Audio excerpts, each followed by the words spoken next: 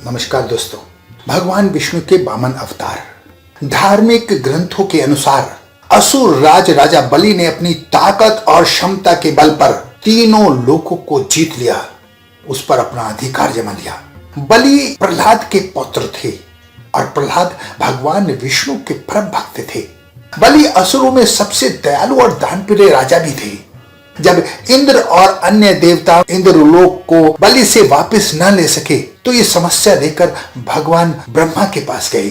भगवान ब्रह्मा जी ने उन्हें ये समस्या लेकर विष्णु जी के पास जाने का आदेश दिया। तब वो विष्णु जी के पास गए और तब भगवान विष्णु ने वामन का अवतार लेकर बलि के पास याचक के रूप में पहुंचे। उनके एक हाथ में छाता था और एक हाथ में छड़ी थी। बलि वामन के पास आए और अपनी इच्छा के अनुसार कुछ मांगने को कहा। उन्होंने सिर्फ 3 पग जमीन मांगी थी। बलि के गुरु शुक्राचार्य ने उन्हें चेताया कि इनकी बातों में ना आए, लेकिन बलि अपने वचन के पक्के थे। उन्होंने वामन को वचन दे दिया और उन्होंने 3 पग भूमि देने का आश्वासन दे दिया। वामन रूपी भगवान विष्णु ने अपना आकार इतना बड़ा कर लिया, एक पग में पूरा भूलोक, दूसरे पग में देवलोक और तीसरे पग के लिए जमीन तो बची नहीं। अब भगवान वामन तीसरा पग कहां रखें? लेकिन बलि भी अपने वचन के पक्के थे। तब उन्होंने कहा, तीसरा पग आप मेरे सर पर रखिए। इस पर वामन के अवतार भगवान विष्णु खुश हो गए और बलि को महाबलि की उपाधि दे दी। भगवान विष्णु के खुश हो जाने पर बलि को पाताल लोक दे दिया गया और फिर बलि पाताल लोक जाकर रहने लगा।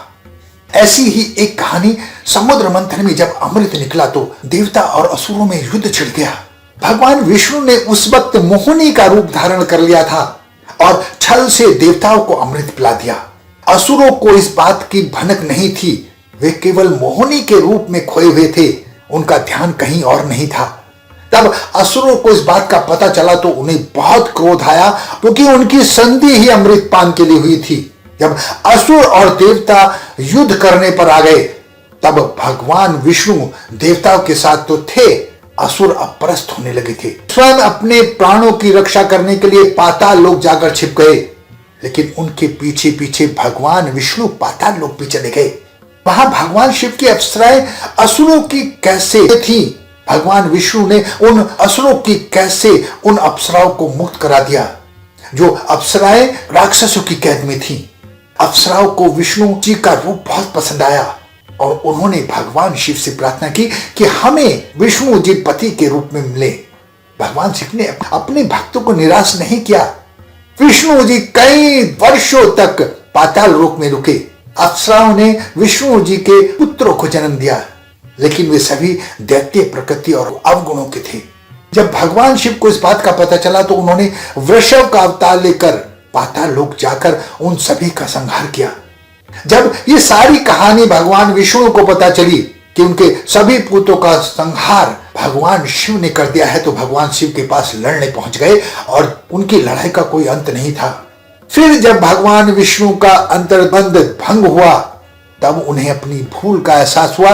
उन्होंने भगवान शिव से क्षमा मांगी और वे पुनः विष्णु लोक चले गए।